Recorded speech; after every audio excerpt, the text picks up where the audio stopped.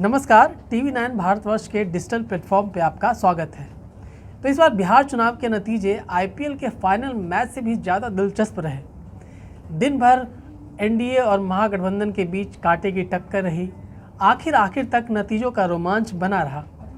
NDA को 125 सीटें तो आ गई है और अब वो सरकार बनाने जा रही है, लेकिन अब भी कई तरह के सवाल उठ रहे हैं। सवाल ये है कि बीजेपी का जो कद बढ़ा है बिहार में और जेडीयू की जो सीटें कम हुई है, उसके बाद एनडीए के भीतर किस तरीके से सीटों का नया गणित सामने आएगा, जेडीयू इसमें कैसे अपने आप को फिट करेगी। नीतीश कुमार के सामने एक बड़ी चुनौती होगी कि वो बीजेपी के नेताओं की तरफ से जो बयान आ रहे हैं या फिर बीजेपी नेताओं का जो प्रेशर होगा वो किस तरीके से झेलेंगे। सीएम के तौर पे नीतीश कुमार के सामने कितनी बड़ी मुश्किल होगी, कितनी बड़ी चुनौती होगी और आगे बिहार की राजनीति में क्या बदलाव आने वाला है, कौन सी नई चीज़ें आपको देखने को मिल सकती है। इन सारी चीज़ों पे हम बात करेंगे बिहार में मौजूद पंकज जी से। बिहार चुनाव के दौरान पंकज जी वहाँ पे काफ़ी दिनों से हैं, वहाँ की राजनीति के बारे में गहराई से नज़र रखे हुए हैं, वहाँ की राजनीति को अच्छे से समझते हैं। तो सीधे हम बिहार में मौजूद पंकज जी से बात करते हैं। पंकज जी, चुनाव नतीजों में एनडीए को जीत हासिल हुई है। एनडीए को 125 सीटों पे जीत मिली है, लेकिन सबसे बड़ी बात है कि एनडीए के भीतर बीजेपी और जेडीयू की सीटें जो है वो बिल्कुल बदल सी गई हैं। बीजेपी को 21 सीटों का फ़ायदा हुआ है। बीजेपी की टैली 2015 के 53 से बढ़कर 74 की हो गई है। वहीं जेडीयू जो 2015 में 71 सीटें लेकर आई थी, उसकी 28 सीटें घट गई है और अब वो सिर्फ 43 सीटों पर सिमट गई है। तो ऐसे में बिहार एनडीए के भीतर अब जेडीयू की भूमिका छोटे भाई की हो गई है। अब आपको क्या लगता है, एनडीए के भीतर में ये जो बदलाव आया है उससे बिहार की राजनीति कितना बदलेगी, बिहार की राजनीति किस करवट ले रही है, क्या कहेंगे आप? जी हाँ विवेक, इसमें कोई शक नहीं कि बीजेपी अब बड़े भाई की भूमिका में होगी, जबकि जेडीयू को छोटे भाई की भूमिका निभानी पड़ेगी। अगर आप देखें सीटों का नुकसान, तो इसमें कोई शक नहीं कि जेडीयू को अच्छा खासा नुकसान हुआ है। 28 सीटों का नुकसान हुआ है, जबकि बीजेपी को 21 सीटों का फ़ायदा हुआ है। तो जाहिर तौर पर अभी तक जो दिखाई पड़ रहा है उसमें साफ है कि बीजेपी जो है सपोर्ट करेगी, सरकार में शामिल होगी, लेकिन मुख्यमंत्री नीतीश कुमार ही होंगे। जहाँ तक राजनीति किस करवट लेगा, राजनीति का रुख किस तरफ होगा, ये देखना दिलचस्प होगा विवेक। लेकिन मैं आपको ये बता दूं कि जिस तरह से बीजेपी बड़ी भूमिका में आई है और बड़े भाई की भूमिका निभाएगी, तो जाहिर तौर पर जेडीयू पे एक तरह का प्रेशर जरूर होगा, क्योंकि बीजेपी के पास ज़्यादा सीटें हैं। वैसे मैं आपको बता दूं कि बीजेपी के तमाम बड़े नेताओं ने नीतीश कुमार से कल बात की है। कल देर रात बीजेपी अध्यक्ष की भी बात हुई है और बीजेपी अध्यक्ष ने साफ तौर पर ये कहा कि चूंकि आप हमेशा से हमारे नेता रहे हैं बिहार में और हमने चुनाव ही इस मुद्दे पर लड़ा है कि आप हमारे मुखिया होंगे, तो जाहिर तौर पर मुख्यमंत्री आप ही होंगे। लेकिन देखिए, राजनीति में कहा कुछ और जाता है और अंदर खाने बहुत सारी बातें होती हैं। तो जाहिर तौर पर जिस तरह से बीजेपी बड़े भाई की भूमिका में आई है, तो नीतीश कुमार पर एक प्रेशर जरूर होगा, दबाव जरूर होगा। ये बात और है कि नीतीश कुमार इस प्रेशर को कैसे हैंडल करते हैं और आगे राजनीति कौन सा करवट लेता है, ये देखना दिलचस्प होगा। लेकिन फिलहाल अगर अभी की बात करें तो अभी ये साफ है कि नीतीश कुमार ही मुख्यमंत्री होंगे। वैसे लगातार नीतीश कुमार अपने पार्टी के बड़े नेताओं के साथ मीटिंग कर रहे हैं। कल बीजेपी के बड़े नेताओं से भी उनकी मुलाकात हुई है। एनडीए में पूरे जश्न का माहौल है, क्योंकि एक बार फिर एनडीए को सत्ता मिली है। लेकिन आगे चल कर के क्या होना है, क्योंकि बीजेपी जिस तरह से बीजेपी को ज़्यादा सीटें आई हैं, 21 सीटें आई हैं, तो जाहिर तौर पर बीजेपी महत्वाकांक्षी जरूर दिखेगा, इससे इनकार नहीं किया जा सकता है। लेकिन अगर आप लार्जर नेशनल पॉलिटिक्स को देखें और लार्जर पर्सपेक्टिव में देखें, तो बीजेपी के लिए ये बड़ी चुनौती है कि वो नीतीश कुमार को अपने साथ लेकर के चलें। और अन्यथा पिछला चुनाव अगर साल 2015 की बात करें, दोनों ने जब अलग लड़ा था तो बीजेपी सत्ता में आ नहीं पाई थी। तो इस तरीके से देखा जाए तो ये बात सच है कि नीतीश कुमार प्रेशर में जरूर होंगे, क्योंकि बीजेपी बड़े दल के तौर पे होगा। लेकिन दूसरी तरफ ऐसे कहें तो एनडीए में अभी फिलहाल ये दिखाई पड़ रहा है कि नीतीश कुमार ही इसके मुखिया होंगे और प्रदेश का नेतृत्व नीतीश कुमार के पास ही होगा। जी विवेक। पंकज जी, एक बड़ा सवाल ये है कि नीतीश कुमार अगर मुख्यमंत्री बन भी जाते हैं तो एक बड़ा प्रेशर होगा बीजेपी के नेताओं की तरफ से। आपने आज सुबह ही देखा होगा कि रिजल्ट के बाद आज सुबह ही मनोज तिवारी का बयान आया। उन्होंने कहा कि बड़े भूमिका में आई बीजेपी का ही सीएम चेहरा क्यों नहीं हो सकता। इस तरह का बयान अश्विनी चौबे ने भी 2 दिन पहले दिया था। तो अब बीजेपी, बिहार बीजेपी के भीतर इस तरह के बयान सामने आएंगे। आपको लगता है कि कितनी बड़ी चुनौती होगी नीतीश को सीएम की कुर्सी संभाले रखना? नीतीश कुमार के सामने क्या चुनौतियां हो सकती है, क्या मुश्किलें खड़ी हो सकती है, और वो ऐसे में अपने आप को कैसे साबित कर पाएंगे, कैसे सीएम की कुर्सी बचाए रख पाएंगे? देखिए, इसमें कोई शक नहीं कि नीतीश कुमार के लिए सत्ता संभाले रखना एक बड़ी चुनौती होगी, गंभीर चुनौती होगी। क्योंकि अगर आप कुछ दिन पहले, 2 दिन पहले की बात करें तो जिस तरह से जो मिनिस्टर हैं अश्विनी चौबे, जो केंद्र सरकार में मंत्री हैं, स्वास्थ्य राज्य मंत्री हैं, उन्होंने ये कहा था कि नीतीश कुमार कहीं भी फिट हो सकते हैं। ये इशारा उन्होंने ज़रूर किया था कि अगर केंद्र में भी नीतीश कुमार को ले जाया गया तो नीतीश कुमार बढ़िया काम करेंगे, बेहतर काम करेंगे। उनके इस बयान के कई मायने लगाए जाने लगे। हालांकि उन्होंने ये कह दिया था कि ये बयान उनका निजी है, लेकिन मैं आपको ये बताऊं कि जिस तरह से रस्साकशी बीच बीच में भी चलता रहा है कि नीतीश कुमार को क्यों उनकी हैसियत से, उनकी पार्टी की जो हैसियत है, उनका जो वोट बेस है, उससे ज़्यादा उनको बिहार में तवज्जो क्यों दिया जा रहा है, इस तरह की बात जो है गाहे बगाहे बिहार में होती रही है। और इस बार जो चुनाव परिणाम है, जिस तरह से बीजेपी ज़्यादा सीटें जीत करके आई है, बीजेपी को सीधा 21 सीटों का फ़ायदा हुआ है, तो जाहिर तौर पर बीजेपी की महत्वाकांक्षा जरूर बढ़ी है और बढ़ेगी भी। लेकिन मैं आपको बता दूं कि फिलहाल बीजेपी कभी नहीं चाहेगी कि जो प्रदेश का नेतृत्व है वो नीतीश कुमार से छीना जाए, क्योंकि हाल में ही बंगाल का चुनाव है, असम का चुनाव है, और बीजेपी पर ये आरोप लगते रहे कि बीजेपी अपने इलाके के साथ अच्छा बर्ताव नहीं करती है। अगर आप पंजाब की बात करें तो जिस तरह से शिरोमणि अकाली दल ने बीजेपी का साथ छोड़ा, जिस तरह से महाराष्ट्र में शिवसेना ने बीजेपी का साथ छोड़ा और उसके बाद बीजेपी सत्ता में नहीं आ पाई, तो जाहिर तौर पर नेशनल पॉलिटिक्स में बीजेपी को ये ध्यान रखना होगा और बीजेपी इस पर ध्यान केंद्रित भी किए हुए है कि बीजेपी पर इस तरह का आरोप न लगे कि वो अपने इलाके के साथ अच्छा बर्ताव नहीं करती है। और अगर बिहार की बात करें तो बिहार में 20 साल से तकरीबन ज़्यादा हो चुके हैं जब नीतीश कुमार बीजेपी के एलाए हैं, इम्पॉर्टेंट एलाए हैं।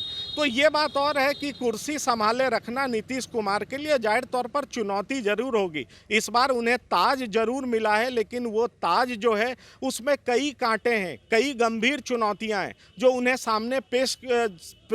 सामने फेस करना पड़ेगा। लेकिन अगर आप बीजेपी की बात करें तो बीजेपी के लिए भी नेशनल पॉलिटिक्स में बेहद इंपॉर्टेंट है कि नीतीश कुमार जैसे एलआई को अपने साथ लेकर के चलें। रस्साकशी रहेगा, इसमें कोई शक नहीं, लेकिन फिलहाल जो अभी बिहार की राजनीति की बात करें और तमाम बड़े नेताओं की बात करें तो उन्होंने खुले तौर पर यह कहा है कि इस बार हम लोग चुनाव इस शर्त पर चुनावी मैदान में उतरे थे, चाहे हमारी सीटें कम रहे या ज़्यादा रहे। जहां तक बीजेपी अध्यक्ष जेपी नड्डा का सवाल है, उन्होंने पहले ही कह दिया था कि अगर हमारी सीटें ज़्यादा भी आती हैं तो भी मुख्यमंत्री नीतीश कुमार ही होंगे। तो जाहिर तौर पर फिलहाल ये दिख रहा है कि मुख्यमंत्री का सेहरा नीतीश कुमार के सिर पे ही बनने वाला है। लेकिन आप कहें कि हाँ, ये बड़ा स्मूथ सेलिंग नहीं होगा, नीतीश कुमार के लिए चुनौती होगी, गंभीर चुनौती होगी। लेकिन ये देखना दिलचस्प होगा कि दोनों एलआई एक दूसरे के साथ कैसे सामंजस्य बिठाए रखते हैं। विवेक, पंकज जी, आपने इस चुनाव को बड़े ही गौर से देखा। आप बिहार के कई इलाकों का आपने दौरा किया, कई इलाकों के लोगों से आपने मुलाकात की, वहाँ के राजनीतिक नब्ज को अच्छी तरीके से जानते हैं आप। मेरा सवाल है कि आखिर एनडीए के भीतर इतना बड़ा उलटफेर क्यों हुआ?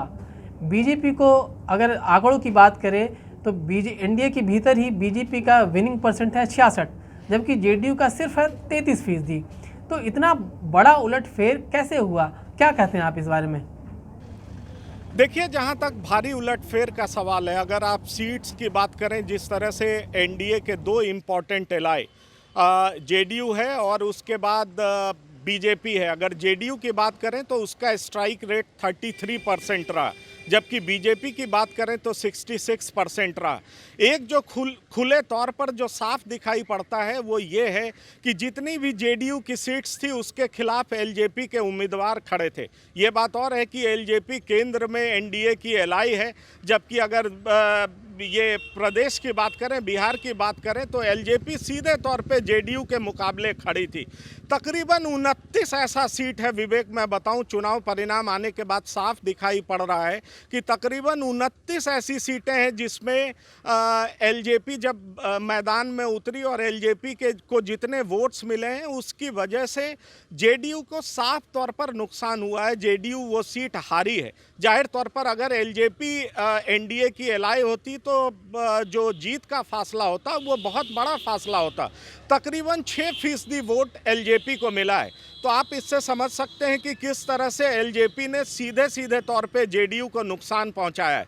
अगर मैं ये बात करूं कि किस तरह से कार्यकर्ताओं का गठबंधन था, क्या कार्यकर्ता वाकई जेडीयू के साथ बीजेपी के कार्यकर्ता कोऑपरेट कर रहे थे, उन दोनों के बीच अच्छा कोऑर्डिनेशन था, तो विवेक मैं पूरे बिहार में घूमा, मैं ज़्यादातर सीटों की बात कर सकता हूं तो मैं बता सकता हूं कि दोनों में जिस तरह का मैंने कोऑर्डिनेशन का अभाव देखा वो पिछले किसी चुनाव में नहीं देखा था।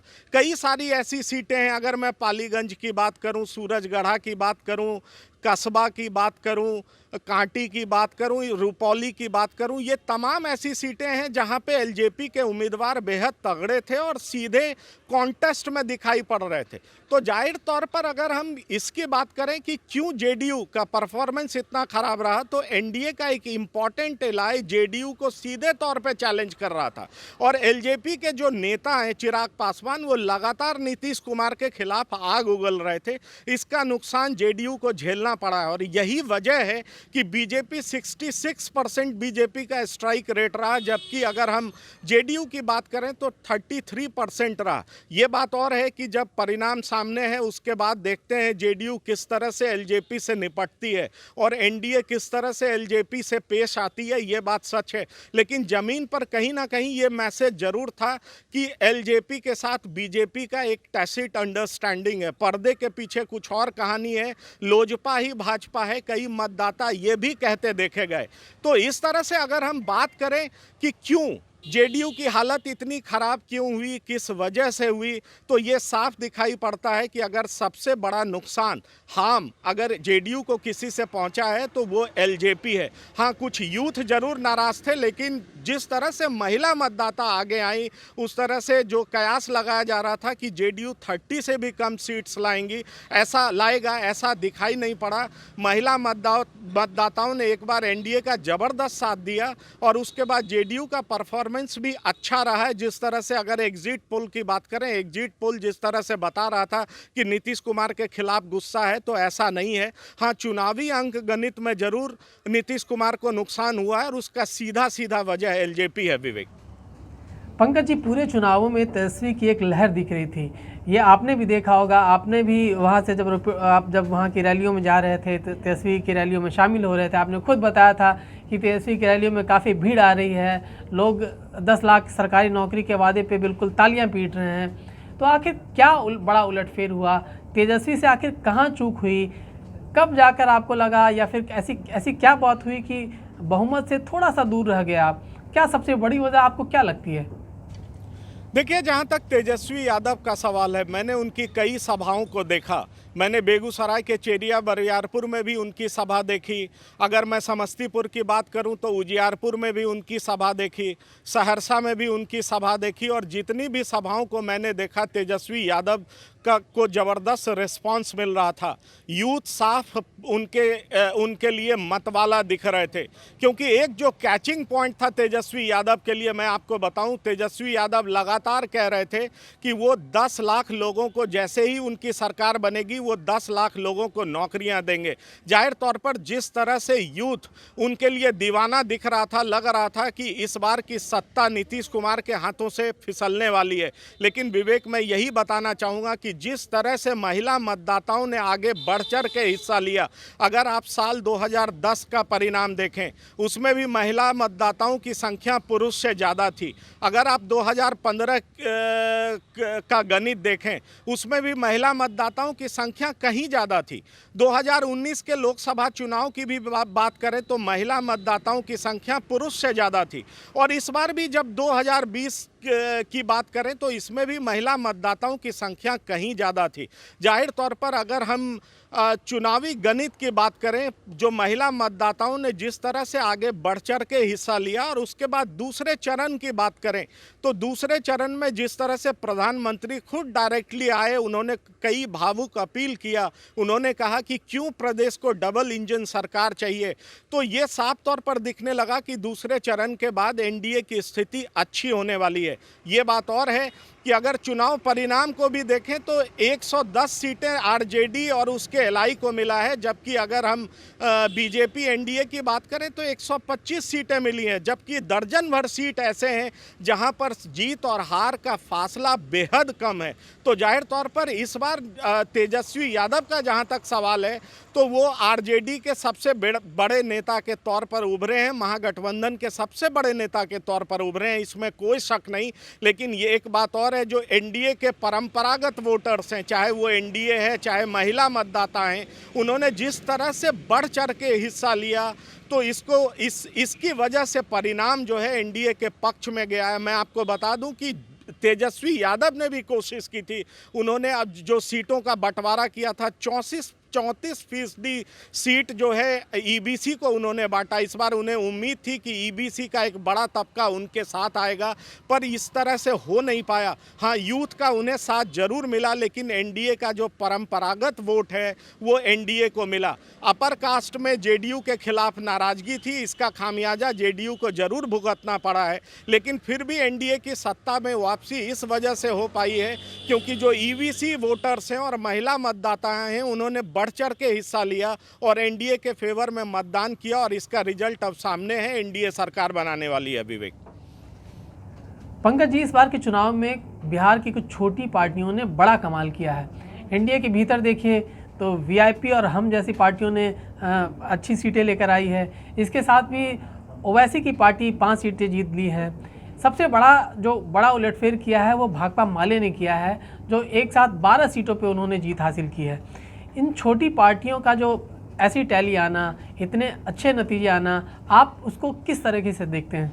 देखिए, मैं आपको बता दूं, जहां तक छोटी पार्टियों का सवाल है, अगर आप वीआईपी की बात करें, हम की बात करें, तो हम का परफॉर्मेंस और वीआईपी की परफॉर्मेंस जाहिर तौर पर ये एनडीए के एलआई हैं, और एनडीए के पक्ष में जिस तरह से मतदाता बाहर निकले, ईबीसी बाहर निकला, महिला मतदाता बाहर निकले, तो इसका फ़ायदा इन लोगों को ज़रूर मिला है। हम को 4 सीट मिला है और वीआईपी को भी 4 सीटें मिली हैं, तो इसका फ़ायदा साफ तौर पर दिखाई पड़ रहा है। लेकिन अगर माले की बात करें और असदुद्दीन ओवैसी की बात करें, इन दोनों, माले को 12 सीटें मिली हैं, तो विवेक मैं ये बताना चाहूँगा कि माले कुछ पॉकेट्स बिहार के हैं। अगर भोजपुर का इलाका है, जिस तरह से पटना के आसपास पालीगंज की बात करें, इन तमाम सीटों पर माले जो है काफ़ी एक फॉर्मिडेबल फोर्स है।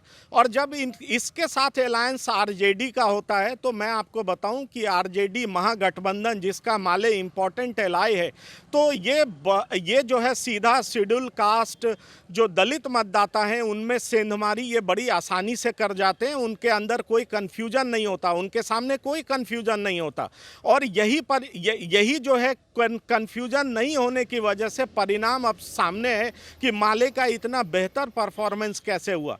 अगर आप असदुद्दीन ओवैसी की बात करें तो सीमांचल के इलाके में अररिया है, और इस इलाके में अगर आप देखें तो असदुद्दीन ओवैसी एक ताकतवर फोर्स बनकर के सामने आए हैं, और जिस तरह से उन्हें 5 सीटें मिली हैं, ये साफ बताता है कि उनका ग्राफ ऊपर बढ़ता जा रहा है। और इसी वजह से असदुद्दीन ओवैसी ने यहाँ तक कह दिया कि वो बंगाल चुनाव में भी पार्टिसिपेट करने वाले हैं। ये बात और है कि उनका जो स्पीच होता है वो बेहद कम्युनल होता है, मुस्लिम मतदाताओं को अट्रैक्ट करने में, उन्हें रिझाने में वो कामयाब होते हैं, और इस वजह से उन्हें सीमांचल के इलाका में, जहां मुस्लिम मतदाताओं की संख्या 70% से ज़्यादा है, वो कामयाब होते हैं।